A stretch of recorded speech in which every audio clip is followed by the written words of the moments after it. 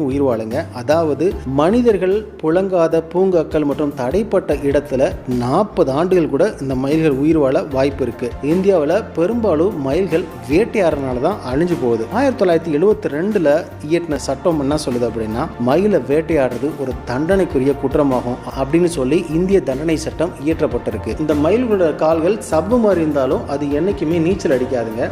அதோட சவ்வு மாதிரி இருக்கனால அது பார்த்தீங்கன்னா கரெக்டாக மரத்தோட கிளைகள்லையோ இல்லை தரைகள்லையோ கிரிப்பாக அது பிடிச்சிக்கிறதுக்கு அதோட நிற்கிறதுக்கோ அது ரொம்ப உதவியாக இருக்குது.